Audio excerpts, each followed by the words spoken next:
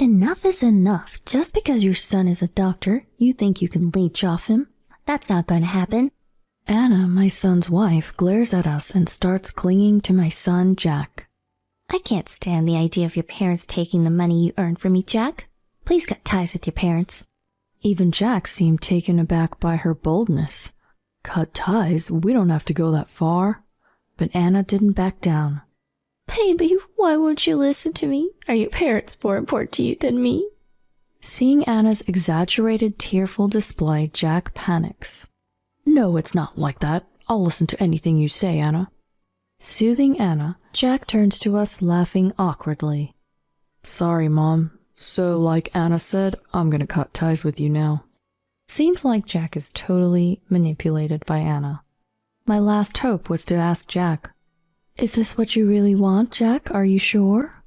Of course. As Jack nods affirmatively, Anna smirks triumphantly. There's no way Jack would choose leeches like you. As a parting gift, though, make sure to give us a nice wedding gift, okay? At her words, I made up my mind. I would not let her have her way.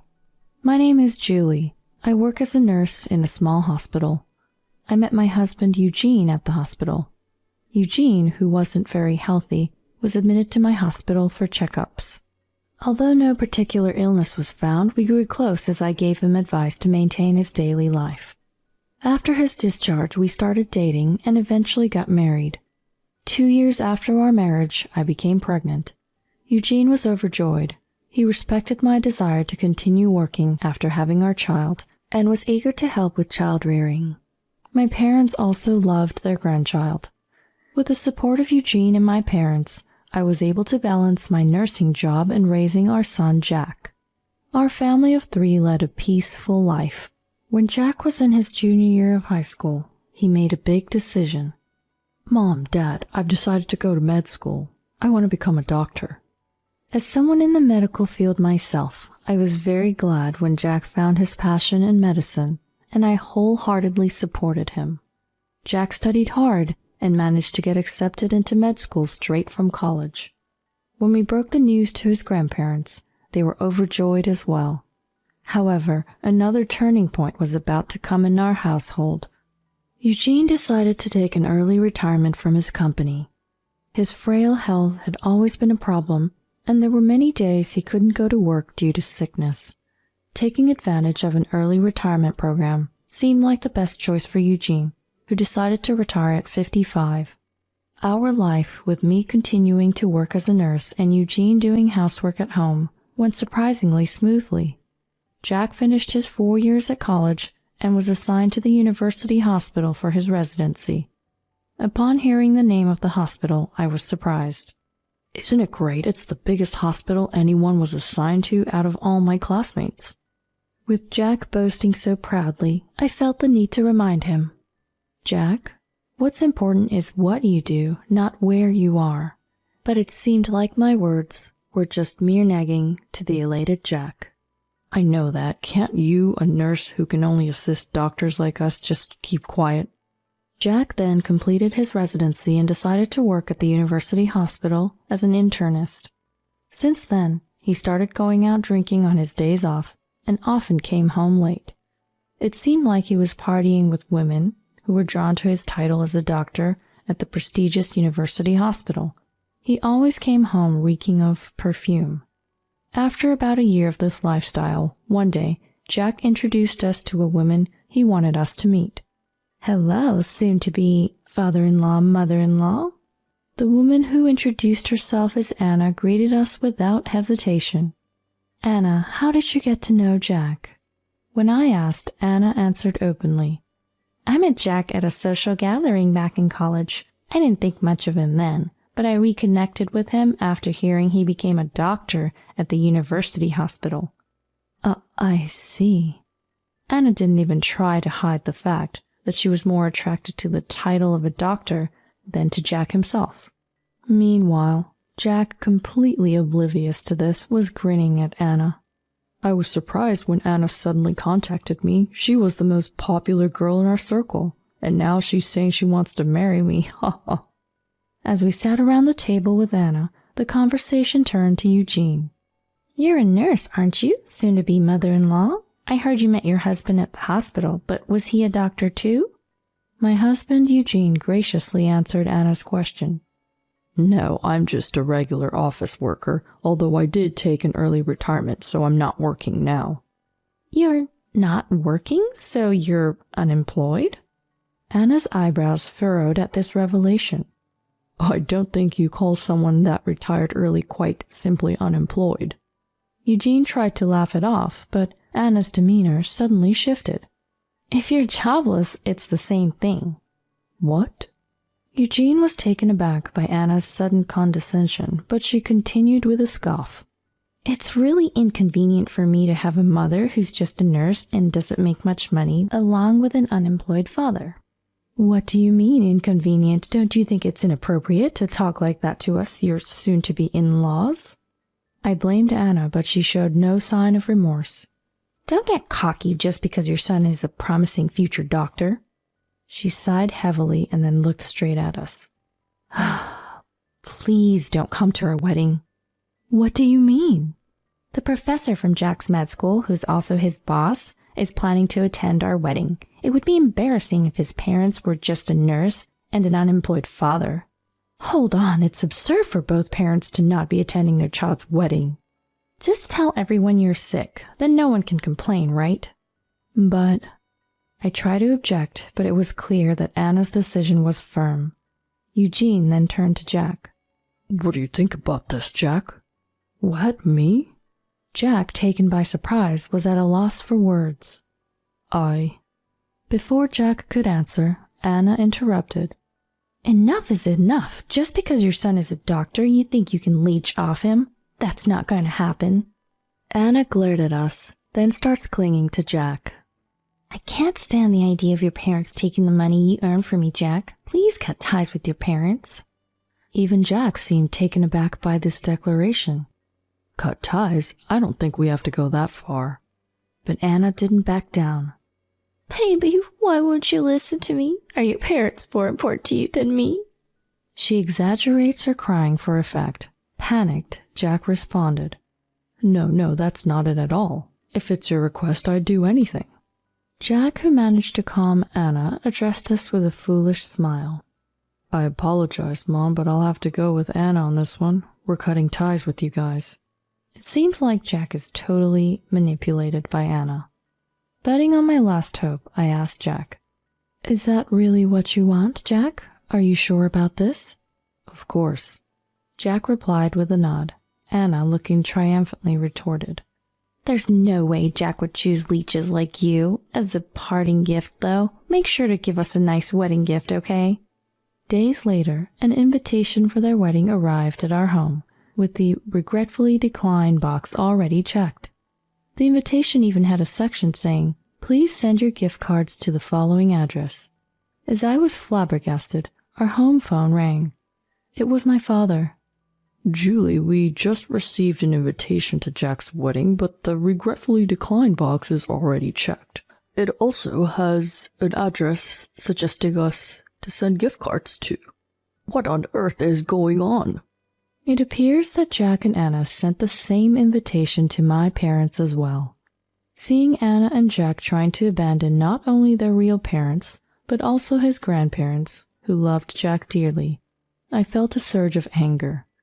I absolutely won't let things go Anna's way. I told my father about the time Anna came to our house. They're saying they want to cut ties with me. It seems they don't want me at their wedding. Hearing my story, my father was bewildered, but I asked, Dad, I have a request. On the day of the wedding, can you go with me to Jack's ceremony venue? But Jack doesn't want us there, right? I don't intend to attend the ceremony. Apparently a professor from the university hospital, who is also Jack's boss, will be there. I'd like you to tell him about what's happening when you see him at the venue. I see. Okay. If Jack has cut ties with you guys, it's essentially the same as cutting ties with his grandparents as well. My father, who had figured out my plan, willingly agreed to go to the venue with me. In addition to that, I did my best to verify Anna's reputation before the wedding day. The day of the wedding arrived. When my father and I arrived at the venue, Anna and Jack were surrounded by their invited colleagues who were all doctors. I heard your parents are unwell. What a shame, it's your wedding. Well, it is what it is, Jack answered with an awkward smile. A professor approached Jack, also posing the same question. Why isn't your grandfather here? Surely he wasn't left out of the invite list, right? Thank you for your concern about my grandfather. I haven't seen him in years, so it's no big deal. He might even be getting a bit forgetful by now. Unaware of the professor's puzzled expression, Jack remained nonchalant. My father, who had been watching from the sidelines next to me, could no longer contain his frustration and walked over to Jack and his group from behind a pillar. Who did you say is forgetful? At the sound of my father's assertive voice, Jack and Anna turned around. Who is this old man? Beside a puzzled Anna, Jack's eyes went wide. Grandpa, what are you doing here? Then, spotting me beside my father, he became furious. And Mom, too? I told you not to come since we've already got ties. Jack's superiors glanced between him and my father, whispering amongst themselves. That man is... Yes, indeed. Could it really be him? What does he mean by cutting ties? As the doctors started to murmur, the professor asked Jack in a stern voice. What do you mean by cut ties, Jack? Oh, well, about that. Jack started to panic. Before he could respond, Anna intervened. Jack's jobless father tried to leech off him who has a promising future, she exclaimed before I could rebut. We couldn't let such parasites meet esteemed individuals like you, Professor, so we politely asked them to refrain from attending the wedding. With a look of disdain, Anna continued while glancing at my father and me. I can't believe they actually showed up at the venue. Bringing along a shabby old man like him, did they think they would earn everyone's sympathy? Regardless of the number, parasites are nothing but a nuisance. At the word parasite, Jack's bosses urgently start speaking to Anna. Well, what are you saying, miss? What am I saying? It's the truth, isn't it? Jack agreed that his family shouldn't be invited to the wedding, right, Jack? Yeah, Anna's right. If you think being blood-related means you get away with anything, you're dead wrong. Even if you're family, I won't let them harm my bright future and career. At Jack's confident declaration, the doctors turned pale. Jack, you really don't know, do you? What don't I know? At Jack's surprised look, his boss doctors simultaneously disclose. Your grandfather standing there is the former deputy director of our hospital. What? There's no way, right, Mom? Jack, looking worried, turns to me. I tell him the truth. It's true. Dad was the deputy director of your university hospital.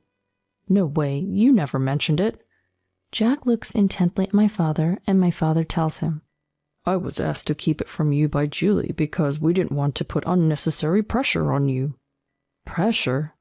I explained to Jack. When I became a nurse, my father was already a respected doctor in the hospital. Being the daughter of such a capable man was pressure to me. I didn't want you to feel the same. So you kept it from us? The professor turns to Jack with a stern look. Your grandfather is my mentor. Calling my dear mentor a parasite is extremely offensive. And the fact that you don't even appreciate your parents and family who've supported you this far, I'm disappointed in you. Under the cold gaze of the professors, Anna rushes to cling to my father and me. We really did want to invite my in-laws. Since you're here, please attend the ceremony. I'm just amazed at Anna's quick change of attitude. I firmly tell Anna, I decline. The only reason we came here today was to make it clear to the guests why we couldn't attend the wedding. We have no intention of attending the ceremony. But we're a family. Don't you care about Jack? Family? Weren't you the one who said you wanted to cut ties with us? We're not a family or anything. We're strangers. My father backs me up. When my daughter cuts ties, that means I lose my connection as a grandfather, too. It seems my daughter has had her say, so we have no more business here. Mom, Grandpa, please wait for me. Jack weakly muttered.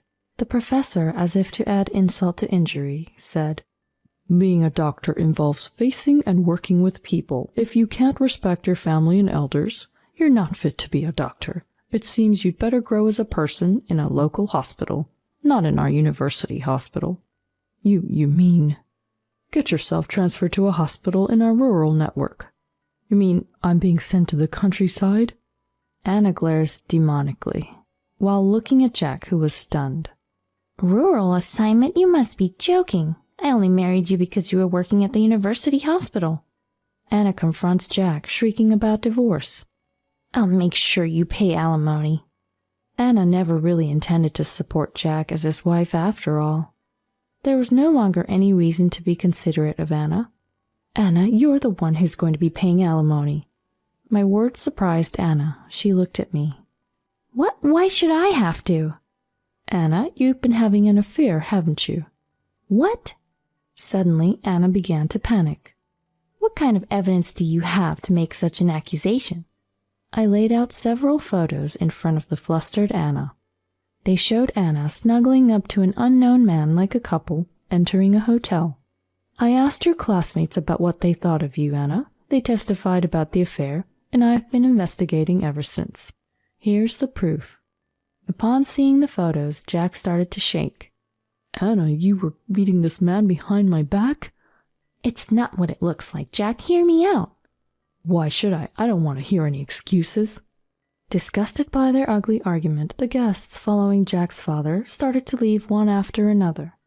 The squabble continued until the venue staff had to intervene. By the time they realized, there were only a few guests remaining. The situation was far from conducive for a wedding, so the event was called off. Jack went straight to the city hall to collect divorce papers. I have no intention of continuing to live with a cheater. No way, without your prestigious university hospital title, you're nothing appealing to me at all. Both stubborn and resentful, the two swiftly went through with their divorce. Subsequently, Jack received an official resignation notice from the hospital and was transferred to a hospital in the country. Working alone in the countryside, Jack seemed to be realizing his own immaturity as a doctor. Anna, on the other hand, had to pay alimony to Jack because the evidence of her affair which I presented became the deciding factor. After distributing her assets during the divorce and using her savings to pay the alimony, Anna, seemingly unrepentant, was spotted lurking around the university hospital, desperately trying to charm young single doctors.